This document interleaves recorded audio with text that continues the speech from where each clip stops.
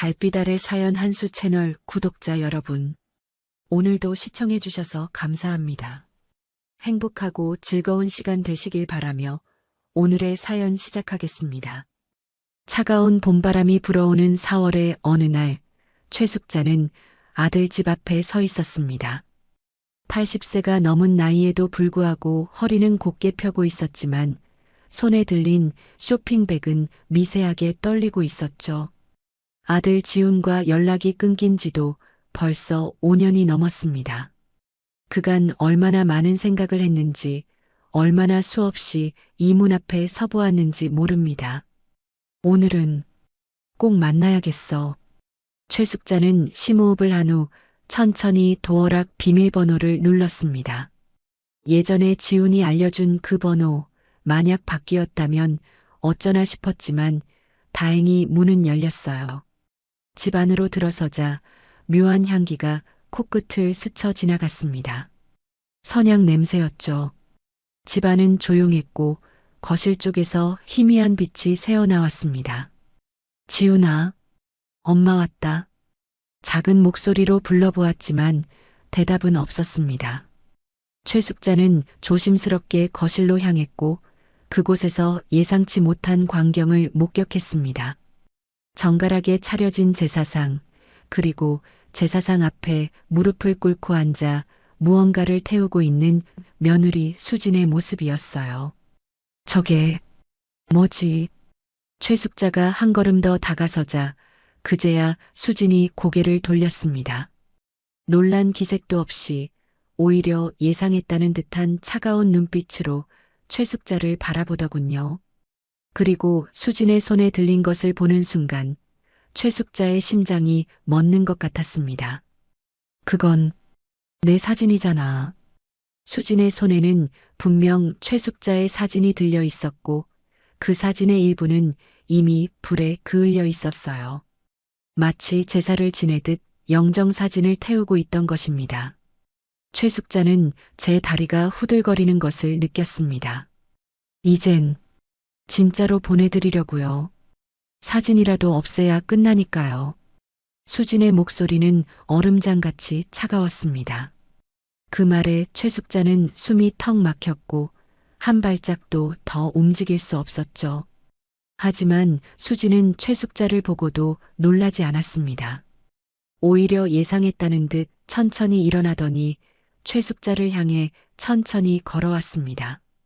어머님, 왜 오셨어요? 이 집에 계실 자리가 아닌 거 아시잖아요. 그 말은 마치 날카로운 칼날처럼 최숙자의 가슴을 찔렀습니다. 최숙자는 입을 열려 했지만 목소리가 나오지 않았어요.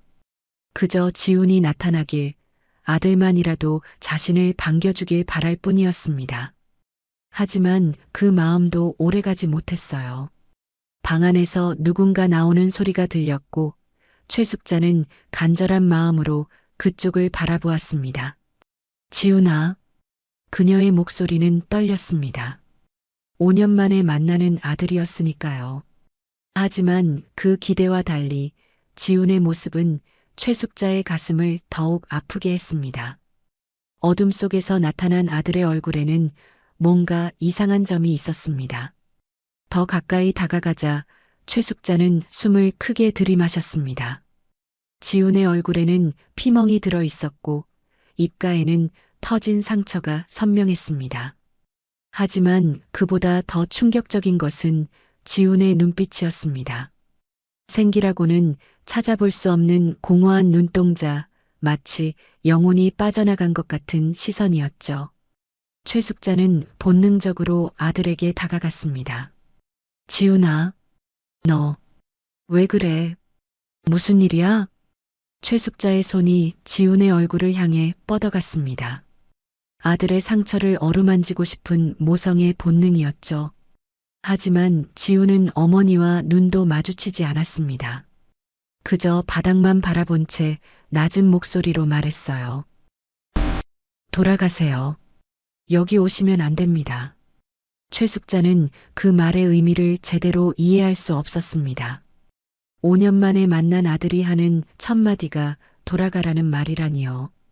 혼란스러운 마음에 최숙자는 지훈의 팔을 잡았습니다. 아들과의 물리적 접촉만이라도 이 순간을 실감나게 할 것 같았기 때문이었죠. 하지만 지훈은 그 손을 강하게 뿌리쳤습니다. 어머니의 손길을 거부하는 그 행동에 최숙자는 가슴이 찢어지는 듯한 아픔을 느꼈어요. 그때 수진이 다가와 지훈의 어깨에 손을 얹었습니다. 지훈 씨, 이 사람 기억도 못하잖아요. 본인이 얼마나 지워내려 애썼는데 왜 다시 끼어드세요? 수진의 말은 최숙자에게 또 다른 충격을 주었습니다. 기억도 못한다니 무슨 의미일까요? 자신을 이 사람이라 부르는 며느리의 태도도 당혹스러웠지만 그보다 지워내려 애썼다는 말이 가슴을 더 아프게 했습니다. 지훈이 자신을 의도적으로 기억에서 지우려 했다는 뜻인가요? 최숙자의 손은 허공에서 떨렸습니다. 방금 전까지만 해도 아들의 체온을 느꼈던 그 손이 이제는 아무것도 잡지 못한 채 공중에 멈춰 있었어요. 마치 이 집에서 자신은 보이지 않는 유령 같다는 기분이 들었습니다. 실제로 존재하지만 아무도 인정하지 않는 존재 말이죠. 지훈아, 엄마야. 날 모른다니. 그게 무슨 말이야. 최숙자의 목소리는 떨렸고 눈에는 눈물이 고였습니다. 하지만 지훈은 여전히 고개를 들지 않았어요. 수진이 한 발 앞으로 나서더니 최숙자의 팔을 잡았습니다. 저랑 잠깐 얘기 좀 할까요? 수진은 최숙자를 부엌으로 데려갔습니다. 거실과는 달리 부엌은 어두웠고 차가운 느낌이 감돌았죠. 수진은 불도 켜지 않고 최숙자를 의자에 앉혔습니다. 그리고 자신도 맞은편에 앉더니 낮은 목소리로 말하기 시작했습니다. 왜 오셨는지 모르겠네요. 지훈 씨가 얼마나 힘들게 어머님을 잊어가고 있는데. 최숙자는 수진의 말을 이해할 수 없었습니다. 자신을 잊으려 한다니 도대체 무슨 일이 있었던 걸까요? 지훈과 연락이 끊긴 이유가 여기에 있는 것일까? 혼란스러운 생각들이 머릿속을 맴돌았습니다. 무슨 말이에요? 지훈이, 내 아들이 왜 나를 잊으려 한다는 거예요? 수진은 잠시 최숙자를 응시하더니 한숨을 깊게 내쉬었습니다. 그리고 이어진 말은 최숙자의 세계를 완전히 무너뜨렸습니다. 지훈 씨는 어머님을 죽은 사람으로 만들었어요. 가족관계도 정리하고 서류에서도 지웠어요. 주변 사람한테도 어머니는 어릴 적 돌아가셨다고 했죠. 수진의 말은 차갑고 단호했습니다. 최숙자는 그 말을 듣는 순간 숨이 멎는 것 같았어요. 자신이 아들에게 죽은 사람이라니. 어떻게 그런 일이 가능하단 말인가요? 최숙자의 눈동자가 불안하게 흔들렸습니다. 입을 열려고 했지만 도무지 무슨 말을 해야 할지 생각이 나지 않았죠. 어떻게, 그럴 수가.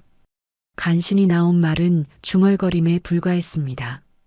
수지는 최숙자의 혼란스러운 반응을 무심하게 바라보더니 목소리를 더 낮추었습니다. 그만하시죠. 이 집의 어머니 흔적은 더 남기고 싶지 않아요. 그 순간 현관문이 열리는 소리가 들렸습니다. 누군가 들어오는 발소리와 함께 밝은 목소리가 들려왔어요. 수진아, 우리 왔어. 제사 준비는 다 됐니? 부엌불이 켜지고 수진의 부모로 보이는 중년 부부가 서 있었습니다. 수진 어머니의 팔에는 음식이 담긴 봉지가 들려 있었고 아버지는 술병을 들고 있었죠. 하지만 그들은 최숙자를 보자마자 표정이 굳어졌습니다. 특히 수진의 어머니는 최숙자를 보고 소리부터 질렀어요. 아직도 정신을 못 차리셨어요? 우리 사위 인생 망치고 싶으세요? 최숙자는 당황스러웠습니다. 처음 보는 사람들인데 왜 이런 반응을 보이는 걸까요? 그들은 마치 최숙자를 오래전부터 알고 있는 것 같았습니다. 최숙자가 혼란스러운 표정으로 그들을 바라보자 수진의 아버지가 한 발 앞으로 나섰습니다. 왜 오셨습니까? 지훈이가 얼마나 고생했는지 아십니까?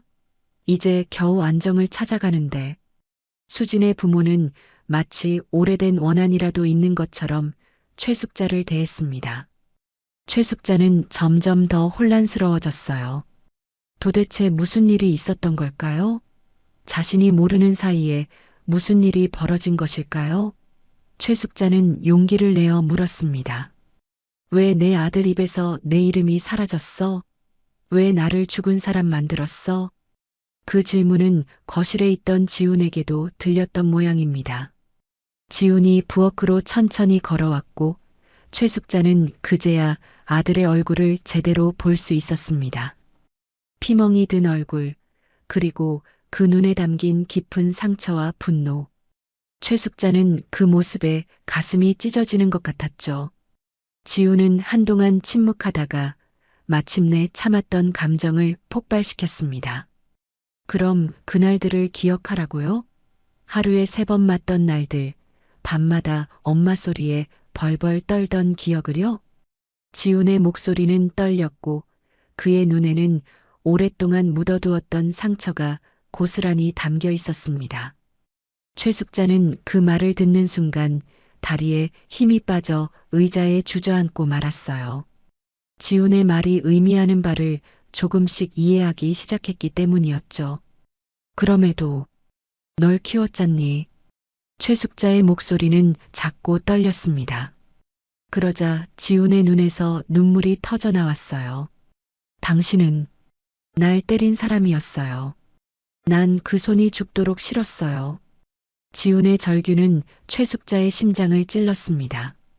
과거의 기억들이 파편처럼 떠올랐고 최숙자는 그제야 자신이 얼마나 큰 상처를 아들에게 남겼는지 깨닫기 시작했습니다. 지훈의 말은 머릿속에서 메아리처럼 울렸습니다. 날 때린 사람이라는 표현이 최숙자의 가슴을 무겁게 누르는 동안 과거의 기억이 물밀듯 밀려왔습니다.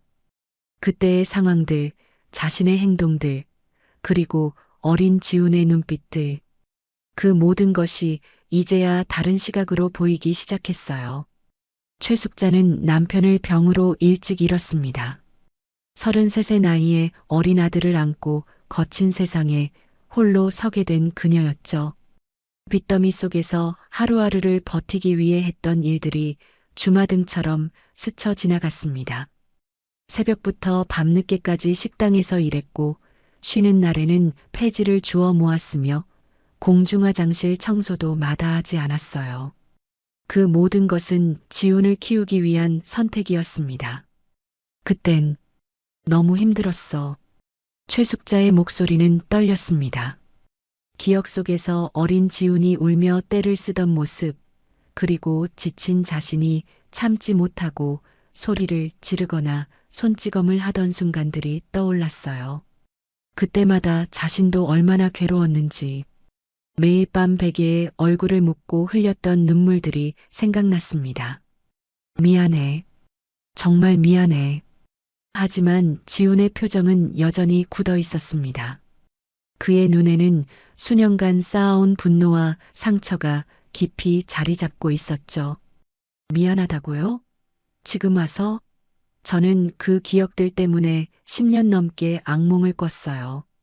당신이 문을 열고 들어올까봐, 술에 취해 내 머리채를 잡을까봐 얼마나 두려워했는지 알아요?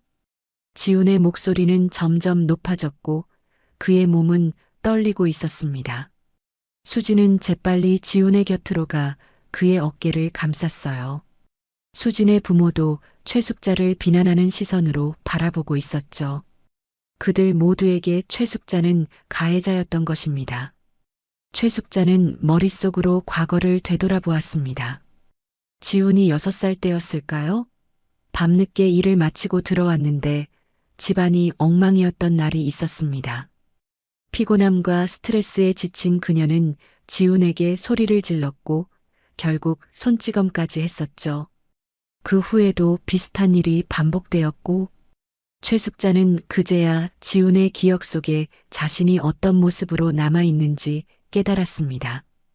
하지만 그것이 전부였을까요? 최숙자의 기억 속에는 다른 순간들도 사랑의 순간들도 분명히 있었습니다. 지훈이 아플 때 밤새 간호했던 일, 학교 행사에 참석하기 위해 일을 빼먹었던 일, 그의 생일을 위해 며칠 동안 초과 근무를 했던 일. 그런 기억들은 지훈에게 남아있지 않은 걸까요? 미역국 한 그릇 못 끓여준 죄, 양말 한 켤레 몰래 넣어준 게 전부인 내가 엄이라고 할 수 있었을까? 최숙자는 마음속으로 중얼거렸습니다.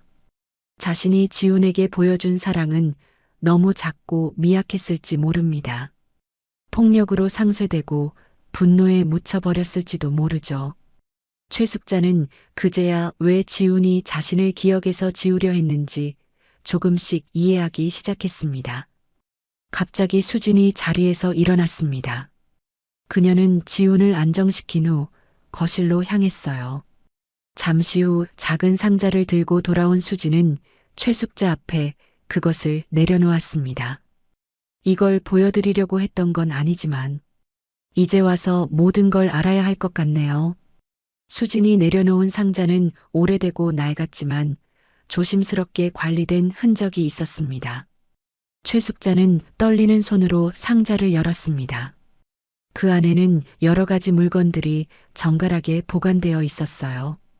가장 먼저 눈에 들어온 것은 지훈이 어릴 적 그린 그림이었습니다. 서툰 색연필선으로 그려진 그 그림 속에는 웃고 있는 여자의 얼굴이 있었어요. 엄마라고 삐뚤빼뚤 쓰여 있는 글씨 위에는 사랑해요라는 문구도 있었습니다. 최숙자는 그 그림을 보는 순간 눈물이 왈칵 쏟아졌어요. 지훈이 5살 때 그린 그림이었습니다. 어린이날 선물로 받은 첫 번째 그림이었죠. 그 아래에는 다른 서류들도 있었습니다. 최숙자는 조심스럽게 그것들을 살펴보았어요. 15년 전 대학 등록금 입금 내역서였습니다. 자신이 보낸 것이 맞았어요. 지훈이 대학에 합격했을 때 최숙자는 오랫동안 모아둔 돈과 급히 빌린 돈을 합쳐 등록금을 마련했었습니다. 하지만 지훈에게는 말하지 않았어요. 그때는 이미 관계가 멀어진 상태였고 그저 익명으로 돈만 보냈던 것이었죠. 또 다른 서류도 있었습니다. 10년 전 지훈이 전세 사기를 당했을 때 보증금을 대신 입금한 내역이었어요. 그때 최숙자는 자신의 작은 집을 담보로 대출을 받아 지훈을 도왔었습니다. 역시 지훈에게는 말하지 않았죠. 자신이 도왔다는 사실을 지훈이 알게 되면 거부할 것이 뻔했기 때문이었습니다. 그리고 마지막으로 한 장의 편지가 있었습니다. 최숙자가 쓴 편지였어요. 하지만 보내지 않은 편지였죠. 최숙자는 떨리는 손으로 그 편지를 펼쳤습니다. 지훈아, 너한테 미안하단 말을 해도 될 자격이 있을까 싶다. 그래도 내가 사람답게 살아줘서 고맙고 멀리서라도 보게 해줘서 살 이유가 있었다. 자신의 글씨를 보는 순간 최숙자는 그날의 기억이 생생하게 떠올랐습니다. 지훈의 결혼식 전날 초대받지 못한 자신은 멀리서 지훈을 바라보며 이 편지를 썼었어요. 하지만 결국 용기가 나지 않아 보내지 못했던 편지였습니다. 최숙자가 상자 속 물건들을 하나씩 만지작거리는 동안 지훈은 묵묵히 그 모습을 지켜보고 있었습니다. 그의 얼굴에는 복잡한 감정이 교차하고 있었어요. 분노, 혼란, 그리고 어쩌면 의문. 지훈은 마침내 입을 열었습니다. 그게 대체 뭐예요? 수진이 대답했습니다. 당신이 버렸던 상자예요. 결혼하고 나서 다시는 보지 않겠다며 버렸던 거요. 지훈은 놀란 표정으로 수진을 바라보았습니다. 그는 이 상자의 존재를 알고 있었지만 그 안에 무엇이 들어있는지 자세히 보지 않았던 모양이었습니다. 지훈이 떨리는 손으로 상자 속 그림을 꺼내 들었습니다. 눈물에 젖어번진 색연필 자국, 그리고 그 위에 쓰여진 사랑해요라는 글씨. 지훈의 눈에서도 눈물이 흘러내렸습니다. 최숙자는 아들의 모습을 보며 가슴이 아팠습니다. 그동안 자신이 얼마나 많은 것을 아들에게 숨겨왔는지, 그리고 그 숨김이 어쩌면 둘 사이를 더 멀어지게 했는지 깨달았어요. 지우는 상자 속 서류들을 하나씩 살펴보더니 갑자기 무릎을 꿇고 울기 시작했습니다. 모르고 있었어요. 정말 몰랐어요. 지훈의 흐느낌은 방 안을 가득 채웠습니다. 어린아이처럼 무릎을 꿇고 울고 있는 35살 남자의 모습이 안타까웠어요. 최숙자는 아들에게 다가가 그의 어깨에 손을 얹으려 했지만 다시 한번 망설였습니다. 그 손이 지훈에게는 여전히 공포의 손일지도 모른다는 생각이 들었기 때문이었죠. 하지만 지훈은 스스로 일어나 최숙자 앞에 다시 무릎을 꿇었습니다. 그의 눈에는 복잡한 감정이 가득했어요. 오랜 분노와 새롭게 발견한 진실 사이에서 갈등하는 모습이었습니다. 등록금, 그리고 전세 보증금, 이 모든 것이 엄마였어요? 최숙자는 조용히 고개를 끄덕였습니다. 말로 설명할 필요가 없었어요. 서류들이 모든 것을 말해주고 있었으니까요. 지훈의 눈에서는 계속해서 눈물이 흘러내렸습니다. 왜 그땐 말 안 했어요? 왜 그렇게 떠나야 했어요? 최숙자는 깊은 한숨을 내쉬었습니다. 오래전부터 묻어두었던 이야기를 꺼내는 것은 쉽지 않았습니다. 하지만 이제는 모든 것을 털어놓을 때가 된 것 같았어요. 내가 날 그렇게 싫어하는 줄 알았어. 대학 가면서부터 나를 피하더구나. 내가 다가가면 불편해하고, 그래서 멀리서 지켜보는 것만으로도 충분하다 생각했어. 최숙자의 목소리는 떨렸지만 담담했습니다. 그녀는 계속해서 말을 이었어요. 참 이상하지? 널 위해 모든 걸 다 했다고 생각했는데, 정작 내 기억 속엔 소리 지르고 때리는 엄마로만 남았으니, 내가 대학 갈 때 난 3개의 일을 동시에 했단다. 아침엔 식당, 오후엔 청소, 밤엔 편의점. 그땐 그게 사랑인 줄 알았는데, 최숙자의 눈에도 눈물이 고였습니다. 하지만 그녀는 울지 않으려 애썼어요. 이미 너무 많은 눈물을 흘렸으니까요. 그때 내가 전세 사기 당했을 때 얼마나 걱정했는지 몰라. 내 집을 담보로 돈을 마련하고 은행에서 내 통장으로 바로 입금했지. 그런데 내가 도왔다는 걸 알면 거부할까봐 그냥 모르는 은인이라고만 했어. 너도 더 이상 묻지 않더라.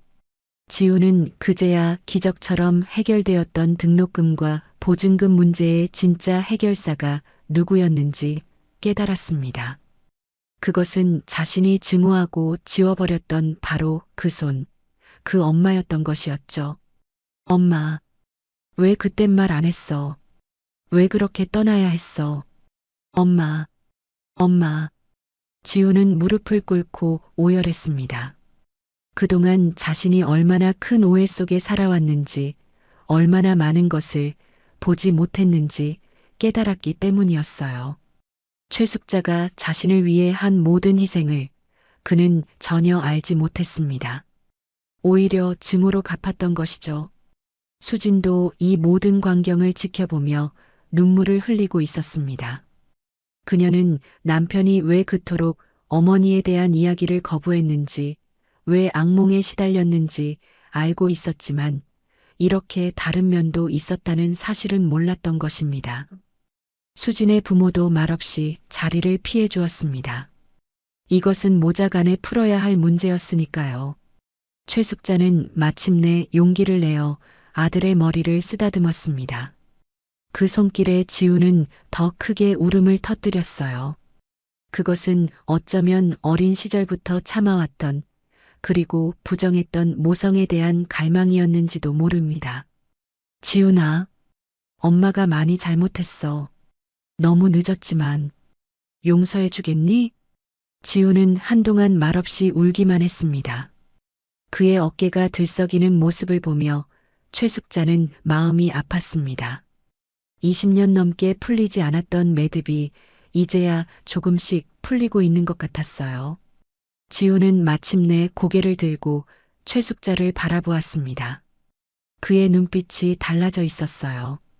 분노와 상처는 여전히 있었지만 그 속에 혼란과 후회, 그리고 작은 희망 같은 것도 보였습니다. 저는 엄마가 저를 미워한다고 생각했어요. 매일 소리 지르고, 때리고, 그래서 제가 뭔가 잘못된 아이라고 생각했어요. 지훈의 목소리는 떨렸습니다. 그는 오랫동안 가슴속에 묻어두었던 말들을 꺼내고 있었어요. 대학 가서도 엄마를 생각하면 가슴이 아팠어요. 그래서 점점 연락을 끊게 됐고, 결국에는 저를 지켜내기 위해 엄마를 기억에서 지워야겠다고 생각했죠. 가족관계 증명서에서 이름을 지우고 사람들에게는 어릴 때 돌아가셨다고 했어요. 그게 제가 살아남는 방법이었거든요. 최숙자는 아들의 말을 들으며 자신의 과오를 더욱 깊이 깨달았습니다. 자신이 준 상처가 얼마나 깊었는지, 그리고 그 상처가 어떻게 아들의 삶을 지배했는지 알게 되었어요. 그녀는 조용히 물었습니다. 그런데 오늘 내 얼굴에 있는 그 상처는 무슨 일이 있었던 거니? 지우는 무의식적으로 자신의 얼굴을 만졌습니다. 그리고 힘없이 웃었어요. 술을 마시다가 과거 생각이 나서 화가 났어요. 거울을 보다가 거기 비친 제 모습이 너무 싫어서 주먹으로 쳤죠. 수진이 말렸는데 제가 제정신이 아니었나 봐요. 수진이 다가와 지훈의 어깨에 손을 얹었습니다. 그녀의 눈에도 걱정과 사랑이 담겨 있었죠. 지훈 씨가 요즘 악몽을 너무 자주 꿔요. 그래서 오늘 제사를 지내면 어머님을 정말 보내드리면 좋아질 거라고 생각했어요. 그런데 이렇게 직접 오시다니. 최숙자는 이제야 거실에 차려진 제사상과 자신의 사진을 태우던 이유를 이해할 수 있었습니다. 그들은 자신을 정말로 망자로 보내려 했던 것이었죠. 슬픔과 아이러니가 동시에 느껴졌습니다. 방 안은 침묵에 잠겼습니다. 누구도 쉽게 말을 꺼낼 수 없었어요. 너무 많은 감정이, 너무 많은 이야기가 한꺼번에 쏟아져 나왔기 때문이었죠. 최숙자는 마침내 자리에서 일어났습니다. 그녀의 눈에는 결연한 의지가 깃들어 있었어요. 지훈아, 이제 엄마가 갈게. 너무 갑작스럽게 나타나서 미안해. 지훈이 놀란 눈으로 최숙자를 바라보았습니다. 그는 뭔가 말하려는 듯 했지만 최숙자가 손을 들어 그를 막았어요. 괜찮아. 오늘 너무 많은 이야기가 오갔잖니. 내가 생각할 시간이 필요할 거야. 엄마도 마찬가지고. 다시 만날 날이 있다면 그때 제대로 이야기하자. 최숙자는 상자를 정리해 지훈에게 돌려주었습니다. 그리고 가방에서 작은 봉투를 꺼내 수진에게 건넸어요. 수진 며느리, 미안해요. 갑자기 찾아와서 이건 제가 조금씩 모아둔 거예요. 많진 않지만 두 분에게 도움이 되길 바라요. 수진은 봉투를 받아들었습니다. 그녀의 태도도 조금 달라져 있었어요. 최숙자를 바라보는 눈빛에 예전의 차가움은 덜했습니다. 최숙자는 마지막으로 지훈의 얼굴을 바라보았습니다. 그리고 조용히 말했어요. 엄마는 늘 널 사랑했단다. 내 방식이 잘못됐고 그 사랑을 제대로 보여주지 못했지만 매 순간 널 사랑했어. 어둠이 내려앉은 도로 위 시외버스가 조용히 달리고 있었습니다. 창가에 앉은 최숙자는 손에 쥔 작은 종이 조각을 어루만지고 있었어요. 그것은 지훈이 어릴 적 그린 그림에서 떼어낸 조각이었습니다. 떠나기 전 그림 한 조각을 달라고 부탁했고 지훈은 말없이 그림을 찢어 한 조각을 건넸죠. 그 조각 위에는 엄마 사랑해요라는 삐뚤빼뚤한 글씨가 적혀 있었습니다. 비가 내리기 시작했습니다. 창문에 빗방울이 맺히면서 그 뒤로 보이는 도시의 불빛들이 번져갔어요. 마치 최숙자의 눈물처럼 말이죠. 그녀는 그 작은 종이 조각을 바라보며 미소를 지었습니다. 눈물이 흘러내렸지만 그 눈물은 이전과는 달랐어요. 서러움만 담긴 눈물이 아니라 그 안에는 작은 희망과 위로도 함께 있었습니다. 지훈아, 엄마는 잘못한 게 너무 많다. 그래도 너를 매일 매순간 사랑했다. 그녀의 목소리는 버스 엔진 소리에 묻혀 들리지 않았지만 그 마음만은 분명했습니다. 그녀는 창밖을 바라보며 지난 시간들을 돌아보았어요. 지훈을 키우면서 느꼈던 두려움과 외로움, 때로는 분노와 좌절, 그리고 그 모든 것을 견디게 해준 아들에 대한 사랑. 그 복잡하고 뒤엉킨 감정들이 이제야 조금씩 정리되는 것 같았습니다. 한편 지훈의 집 거실에는 깊은 침묵이 흘렀습니다. 제사상은 아직 그대로 놓여 있었고 향 냄새가 집안을 감싸고 있었어요. 지훈은 홀로 거실 바닥에 앉아 불에 타다 만사진 조각들을 하나하나 모으고 있었습니다. 떨리는 손으로 조각들을 맞추려 했지만 이미 많은 부분이 타서 없어진 상태였죠. 수지는 부엌에서 조용히 그 모습을 지켜보고 있었습니다. 그녀는 시부모님이 돌아간 후 지훈을 혼자 두는 것이 좋겠다고 생각했어요. 지훈이 필요로 하는 시간이었으니까요. 지훈은 상자에서 어릴 적 그린 그림을 다시 꺼냈습니다. 그림에는 이미 한 조각이 떨어져 있었죠. 어머니에게 준 그 조각 말입니다.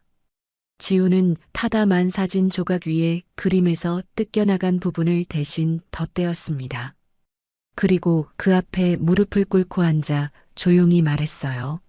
엄마, 나 왜 그렇게 늦게 알았을까? 왜 그렇게 미워했을까? 엄마, 한 번만 다시 볼 수 있다면. 하지만 대답은 없었습니다. 그저 창문을 두드리는 빗소리만이 들려올 뿐이었어요. 지훈의 눈에서는 계속해서 눈물이 흘러내렸습니다.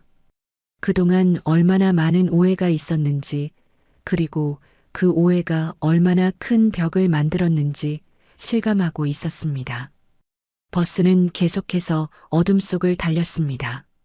최숙자가 앉아있던 자리 옆으로 작은 상자 하나가 놓여 있었어요. 그녀가 지훈을 위해 준비해 온 것이었습니다. 그 안에는 하얀 양말 한 켤레와 새 그림 종이 한 장이 들어 있었죠. 그리고 그 위에는 마지막으로 남긴 엄마의 메모가 놓여 있었습니다. 지훈아, 엄마한테 해준 말 중 제일 고마웠던 건 그거였단다. 엄마 덕분에 여기까지 왔어. 내가 못다 한 말도 엄마는 다 들은 걸로 할게. 잘 살아라, 우리 아들. 그 메모는 지훈이 몇 년 전 술에 취해 실수로 걸었던 전화에서 한 말이었습니다. 그때 지훈은 자신이 전화했다는 사실조차 기억하지 못했지만 최숙자에게는 그 말이 삶을 버티게 해준 힘이었어요. 그녀는 그 말을 오랫동안 가슴에 품고 살아왔습니다. 비는 계속해서 내렸고 버스는 멀어져 갔습니다. 두 사람 사이에는 여전히 많은 이야기가 남아 있었고 아직 치유되지 않은 상처도 있었습니다. 하지만 오늘 그들은 작은 시작을 했습니다. 깊은 오해를 풀고 서로를 조금 더 이해하게 된 작은 시작이었죠. 그리고 그 시작이 언젠가는 완전한 화해로 이어질 수 있기를 두 사람은 각자의 자리에서 조용히 바라고 있었습니다. 창밖으로 보이는 도시의 불빛들이 점점 멀어져 갔습니다. 그것은 마치 과거의 상처가 조금씩 멀어지는 것처럼 보였어요. 최숙자는 눈을 감았습니다. 그녀의 입가에는 작은 미소가 맺혀 있었고 그 미소 속에는 희망이 담겨 있었습니다. 언젠가 지훈과 다시 만날 그날을 기다리며 그녀는 조용히 휴식을 취했습니다. 시간은 모든 것을 치유한다고 합니다. 오늘의 만남이 최숙자와 지훈에게 그 치유의 시작이 되었기를 밤하늘의 별들이 그렇게 속삭이는 것 같았습니다.